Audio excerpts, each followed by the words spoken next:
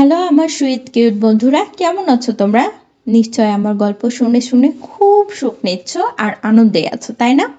তোমাদের আনন্দ দিতেই তো আমি নিয়মিত তোমাদের জন্য নতুন নতুন গল্প নিয়ে হাজির হয়ে যাই। তো চলো, তোমরা যারা এখন আমার চ্যানেলটি সাবস্ক্রাইব করনি তারা প্লিজ প্লিজ প্লিজ আমার চ্যানেলটি সাবস্ক্রাইব করে দাও।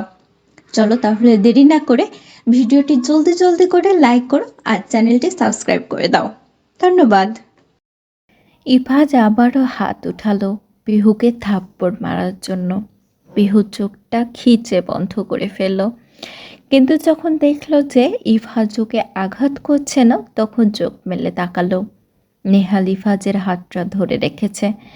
ইফাজ ক্রোধ নিয়ে নেহালের দিকে তাকালেই নেহাল ধাক্কা মেরে ইফাজকে সরিয়ে দিল।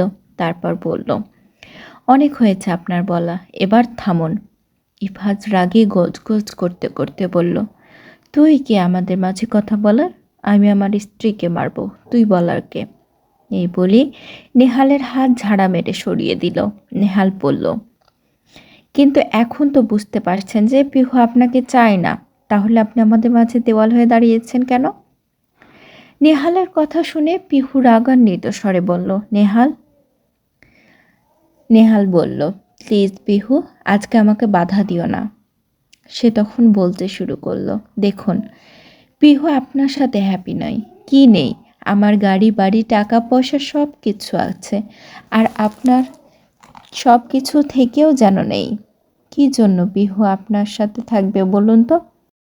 তাই আপনি আমাদের মাঝে আর থাকবেন না, চলে যান, তাহলে আপনি ও হ্যাপি আর আমরাও হ্যাপি। কথা শেষ হতে পিহু নেহালের গালে থাপ্পড় মারল। নেহাল নিচে তাকালো। ইফাজ পিহুর হাত ধরে বলল, তোমাদের এই মেলড্রামা বন্ধ করো, অনেক হয়েছে, আমি সহ্য করতে পারছি না। তুমি হ্যাপিনেস চাও, তাই তো?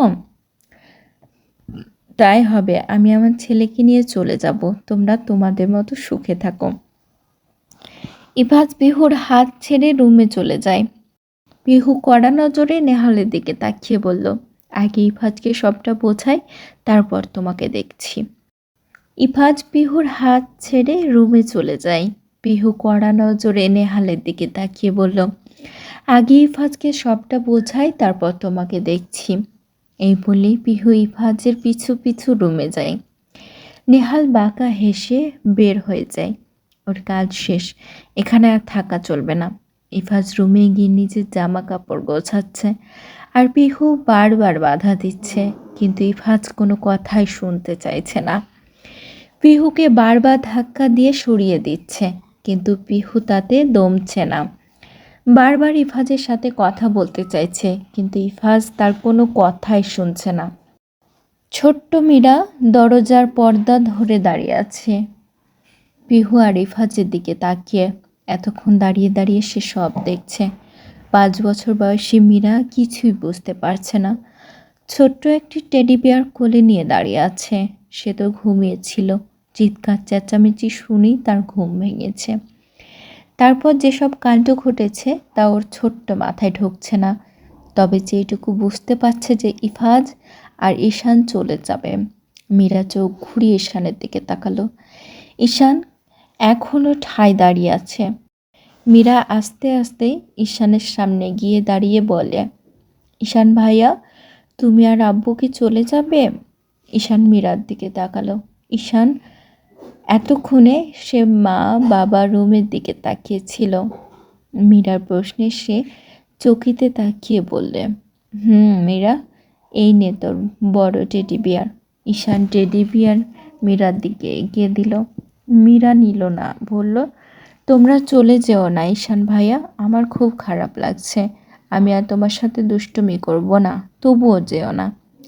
ঈশান মীরার হাতে টেডি বিয়ার দিয়ে মীরার মাথায় হাত দিয়ে বলল, চিন্তা করিস না মীরু, আমি বড় হলে তোকে একদিন নিয়ে যাব আমার কাছে।